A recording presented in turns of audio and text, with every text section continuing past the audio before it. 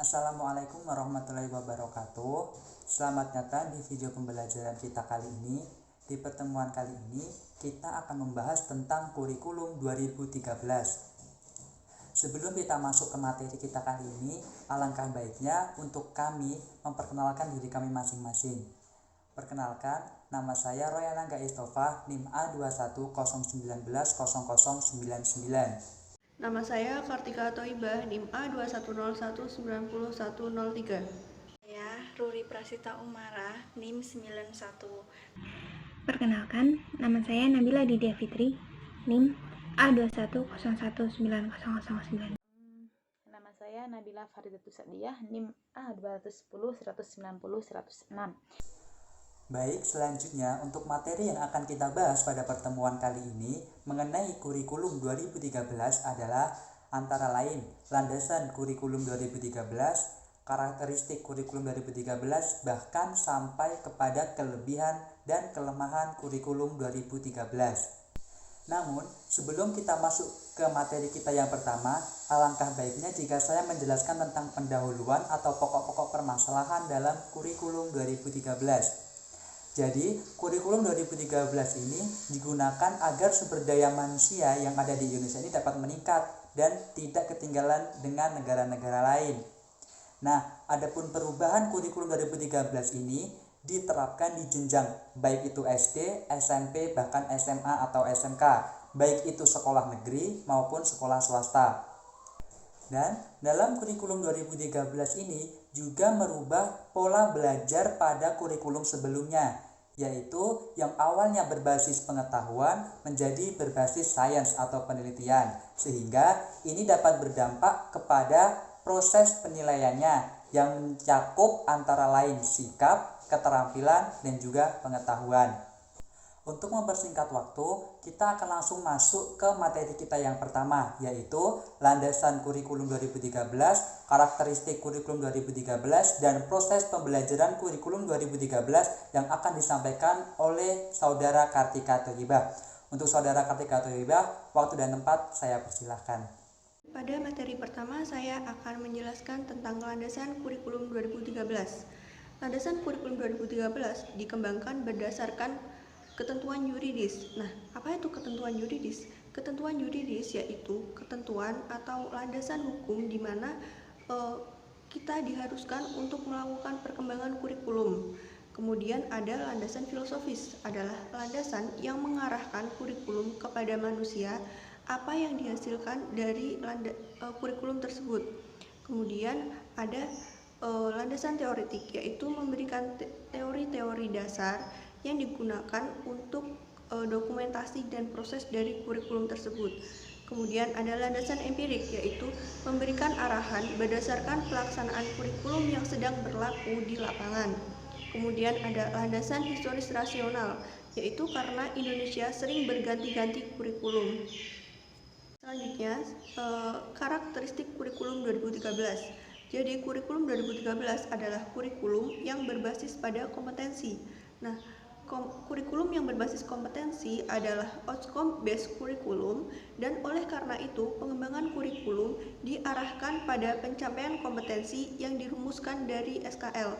Lalu apa saja kompetensi tersebut? Nah, yang pertama, isi atau konten kurikulum yaitu kompetensi dinyatakan dalam bentuk kompetensi inti dan kompetensi dasar. Kemudian ada kompetensi inti adalah kualitas yang harus dimiliki seorang peserta didik untuk setiap kelas melalui pembelajaran kompetensi dasar yang diorganisasikan dalam proses pembelajaran siswa aktif. Kemudian yang ketiga, kompetensi dasar merupakan kompetensi yang dipelajari peserta didik untuk suatu tema untuk SD atau MI, dan kemudian mata pelajaran di kelas tertentu untuk SMP, MTS, SMA ataupun MA dan SMK. Kemudian yang keempat yaitu kompetensi inti dan kompetensi dasar di jenjang pendidikan menengah pertama mengutamakan pada ranah sikap. Nah, tetapi pada sekolah menengah atas itu pada kemampuan intelektual atau kemampuan kognitif tinggi. Kemudian yang kelima, kompetensi inti menjadi unsur organisatoris. Yang keenam, kompetensi dasar yang dikembangkan didasarkan pada prinsip akumulatif. saling memperkuat dan memperkaya antar mata pelajaran dan jenjang pendidikan. Kemudian yang ketujuh itu dalam silabus tercantum seluruh KD untuk tema atau mata pelajaran di kelas tertentu. Nah, yang terakhir, rencana pelaksanaan pembelajaran atau RPP dikembangkan dari setiap KD yang untuk mata pelajaran dari kelas tersebut. Selanjutnya yaitu proses pembelajaran kurikulum 2013. Proses pembelajaran kurikulum 2013 yaitu ada proses pembelajaran intrakurikuler dan proses pembelajaran ekstrakurikuler. Nah, prinsip-prinsip apa saja pada pembelajaran kurikulum 2013 pada kegiatan intrakurikuler itu yang pertama yaitu proses pembelajaran intrakurikuler adalah proses pembelajaran yang berkenaan dengan mata pelajaran dalam struktur kurikulum dan dilakukan di kelas, sekolah, dan masyarakat. Yang kedua yaitu proses pembelajaran di SD atau MI berdasarkan tema, sedangkan di SMP, MTS, SMA, MA ataupun SMK berdasarkan rencana pelaksanaan pembelajaran yang dikembangkan oleh guru. Nah, yang ketiga, proses pembelajaran didasarkan atas prinsip pembelajaran siswa aktif untuk menguasai kompetensi dasar dan kompetensi inti pada tingkat yang memuaskan. Kemudian yang keempat, proses pembelajaran dikembangkan atas dasar karakteristik konten kompetensi. Yang kelima, pembelajaran kompetensi untuk konten yang bersifat developmental dilaksanakan berkesinambungan antara satu pertemuan dengan pertemuan lainnya. Yang keenam, proses pembelajaran tidak langsung terjadi pada setiap kegiatan belajar yang terjadi di kelas, sekolah, di rumah maupun di masyarakat. Yang terakhir, proses pembelajaran dikembangkan atas prinsip pembelajaran siswa aktif. Nah, kemudian, kegiatan ekstrakurikuler yaitu kegiatan yang berada di luar kegiatan intrakurikuler, yaitu yang terdiri atas kegiatan wajib dan kegiatan pilihan. Kegiatan wajib sendiri yaitu seperti pramuka, di mana nilai atau hasil dari kegiatan ekstrakurikuler itu dapat membantu nilai pada kegiatan di intrakurikuler. Terima kasih. Terima kasih atas penyampaian materinya oleh Saudara Kartika. Untuk materi kita selanjutnya kali ini yaitu prinsip pengembangan kurikulum 2013, analisis kurikulum 2013, dan pola pikir dalam kurikulum 2013 akan disampaikan oleh Saudara Ruri. Untuk Saudara Ruri, waktu dan tempat saya persilahkan. Terima kasih. Baik, saya di sini akan menjelaskan mengenai materi prinsip perkembangan kurikulum 2013. Perkembangan kurikulum 2013 didasarkan pada prinsip-prinsip berikut ini. A. Kurikulum bukan hanya merupakan sekumpulan daftar mata pelajaran seperti matematika, bahasa Indonesia, bahasa Inggris, dan lain-lain. Akan tetapi, mata pelajaran hanya merupakan sumber materi pembelajaran untuk mencapai kompetensi. B. Kurikulum dibentuk berdasarkan pada standar kompetensi lulusan yang ditetapkan untuk satu satuan pendidikan, jenjang pendidikan, dan program pendidikan. Maka, standar kompetensi lulusan yang menjadi dasar perkembangan kurikulum adalah kemampuan yang harus dimiliki peserta didik setelah mengikuti proses pendidikan selama 12 tahun. C. Kurikulum didasarkan pada model kurikulum berbasis kompetensi. Model kurikulum berbasis kompetensi ditandai dengan perkembangan kompetensi berupa sikap, pengetahuan, keterampilan berpikir, keterampilan psikomotor yang dikemas dalam berbagai mata pelajaran. D. Kurikulum didasarkan pada atas prinsip bahwa setiap sikap, keterampilan, dan pengetahuan yang dirumuskan dalam kurikulum berbentuk kompetensi dasar yang dapat dipelajari dan dikuasai oleh setiap peserta didik sesuai dengan kaidah kurikulum berbasis kompetensi. E. Kurikulum dikembangkan dengan memberikan kesempatan kepada peserta didik untuk mengembangkan perbedaan dalam kemampuan dan minat. F. Kurikulum berpusat pada potensi, perkembangan, kebutuhan, dan kepentingan peserta didik dan lingkungannya. G. Kurikulum harus tanggap terhadap perkembangan ilmu pengetahuan, budaya, teknologi, dan seni. H. Kurikulum harus relevan dengan kebutuhan kehidupan. I. Kurikulum harus diarahkan kepada proses pengembangan, pembudayaan, dan pemberdayaan peserta didik yang berlangsung sepanjang hayat. J.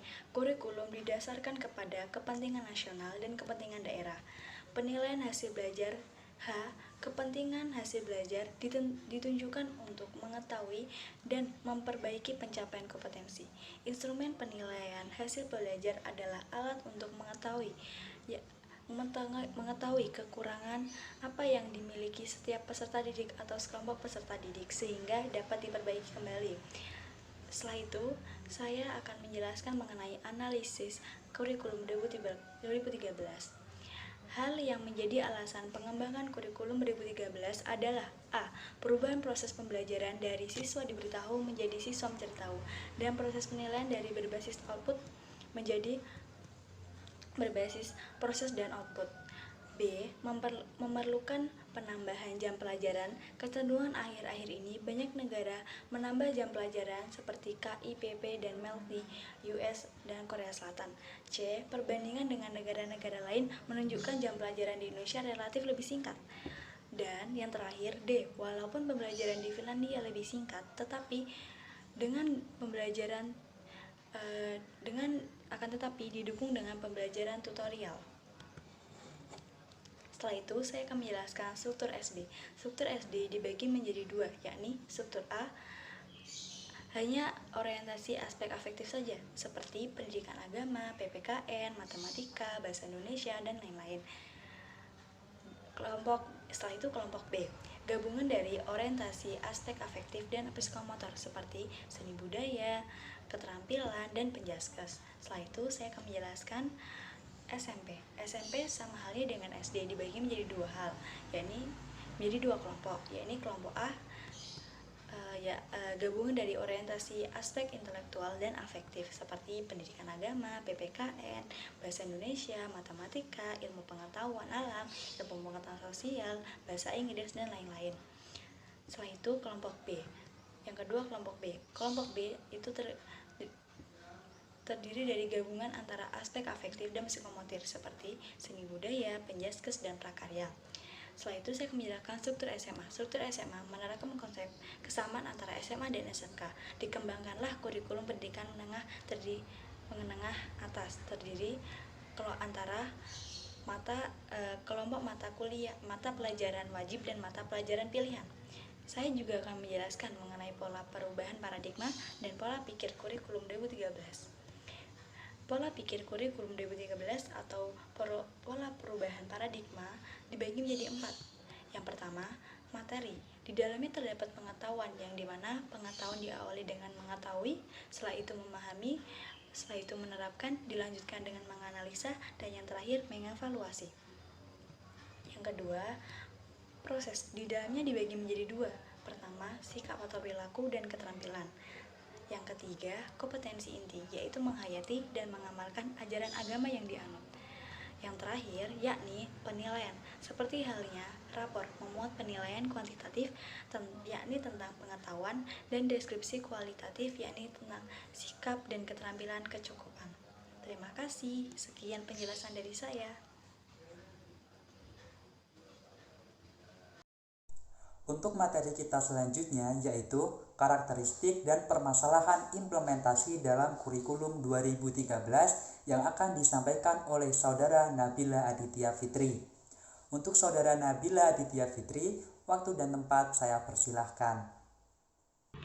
Di sini saya akan menjelaskan tentang kurikulum 13, karakteristik kurikulum 13. Yang pertama, mengembangkan keseimbangan antara pengembangan sikap, rasa ingin tahu, kreativitas, kerjasama dengan kemampuan intelektual dan psikomotorik.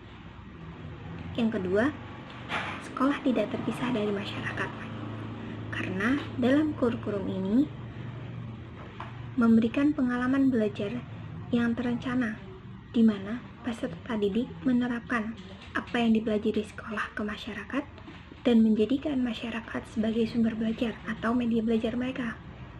Yang ketiga, mengembangkan keterampilan, menerapkan untuk setiap pengetahuan yang dipelajari di kelas dalam berbagai situasi, di sekolah maupun di masyarakat, sehingga memiliki kesempatan yang luas untuk menghilangkan verbalitas. Yang keempat, sederhana dalam struktur kurikulum. di mana jumlah mata pelajaran dan kompetensi dasar yang ada di kelas dipersingkat dan memperluas atau memberi waktu kepada pelajar untuk mengasah keterampilan-keterampilan mereka. Yang kelima, isi kurikulum, yaitu kompetensi dasar dan kompetensi inti. Yang keenam, kompetensi inti bukan merupakan gambaran kategori, tetapi interaktif mengenai kompetensi dalam aspek sikap, pengetahuan, dan keterampilan. Yang ketujuh, kompetensi dasar merupakan kompetensi yang dipelajari peserta didik untuk suatu tema di SD atau MI, untuk materi pokok suatu mata pelajaran di kelas tertentu, di MTS atau SMP, MA atau SMA, MK atau SMK. Yang kedelapan, kompetensi inti dan kompetensi dasar di jenjang pendidikan dasar diutamakan pada ranah sikap, sedangkan pada jenjang pendidikan menengah berimbang dengan kemampuan intelektual, kemampuan kognitif tinggi. Yang kesembilan, kompetensi inti menjadi unsur perorganisasian. Kompetensi dasar, di mana semua kompetensi dasar dan proses pembelajaran dikembangkan untuk mencapai kompetensi yang dinyatakan dalam kompetensi inti. Yang ke-10, kompetensi dasar dikembangkan didasarkan pada prinsip akumulatif, saling memperkuat dan memperkaya antara mata pelajaran dan jenjang pendidikan organisasi dari horizontal atau vertikal. Yang ke-11 atau yang terakhir, silabus dikembangkan sebagai rencana belajar suatu tema untuk SD atau MI. Dalam silabus ini tercantum seluruh kompetensi dasar untuk tema atau mata pelajaran di kelas tersebut. Setiap tema terdiri dari sub-sub tema. Oke, selanjutnya permasalahan implementasi kurikulum K13. Permasalahan implementasi kurikulum K13 atau permasalahan-permasalahan dalam kurikulum 13 itu. Mempraktekkan kurikulum 13 itu. Yang pertama, guru sebagai manajer di kelas belum memahami benar implementasi kurikulum K13 yang seharusnya. Kurangnya buku panduan pembelajaran dari pemerintah pusat.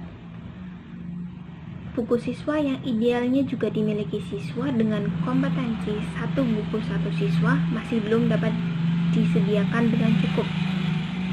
Sistem rapor, keberatan para orang tua siswa berkaitan dengan adanya kata-kata kasar dalam buku panduan kurikulum 13. Terdapat beberapa daerah yang memaksakan diri dalam pelaksanaan kurikulum 13.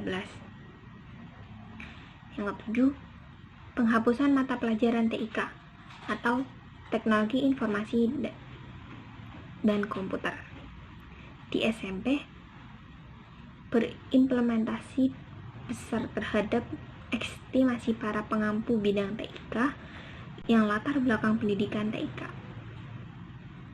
Kedelapan, penjurusan atau peminatan di SMA yang mulai begitu murid masuk di kelas 1 menimbulkan persoalan manajerial, baru ihwal persyaratan pemilihan jurusan atau minat, yang mana para siswa masih belum tahu atau belum mempunyai landasan yang cukup. Yang ke-9, soal penambahan jam pelajaran di semua jenjang pendidikan juga inkonsisten antara latar belakang penambahan dan penerjemahan dalam struktur kurikulum. Baik, mungkin penjelasan itu yang bisa saya sampaikan. Terima kasih banyak. Untuk materi kita yang terakhir yaitu kekuatan dan kelemahan dalam kurikulum 2013 yang akan disampaikan oleh saudara Nabila Farida. Untuk saudara Nabila Farida, waktu dan tempat saya persilahkan. Di sini saya akan menjelaskan tentang kekuatan kurikulum 2013 dan juga kelemahan kurikulum 2013. Yang pertama itu kekuatan kurikulum 2013. Kekuatan kurikulum 2013 itu ada 4. Yang pertama, kreativitas dan inovasi. Itu melatih agar siswa atau peserta didik itu dapat memecahkan suatu permasalahan dalam proses pembelajaran. Tujuan mulia dari kurikulum ini itu dapat tercapai meskipun menimbulkan banyak sekali permasalahan. Dan yang kedua, selain kreativitas dan inovasi, karakter juga penting yang akan diintegrasikan menjadi satu. Upaya membangun karakter dan juga budi pekerti yang ditekankan itu pada program studi agar karakter itu terbentuk, agar karakter siswa terbentuk. Dan yang ketiga, tidak ada perbedaan antara di desa maupun di kota, semua itu sama. Karena potensi siswa itu perlu dirangsang atau perlu diasah tuh dari awal.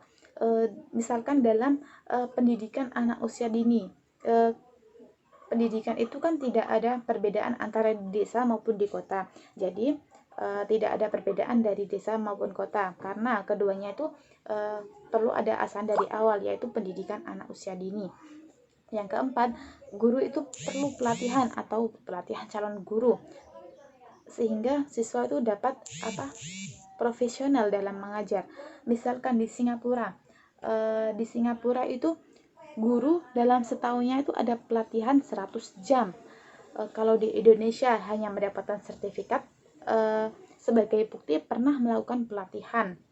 Seharusnya pemerintah lebih menekankan atau meningkatkan pelatihan calon guru sehingga guru itu semakin profesional dalam mengajar dan menghasilkan anak didik yang kreatif dalam pembelajaran gitu.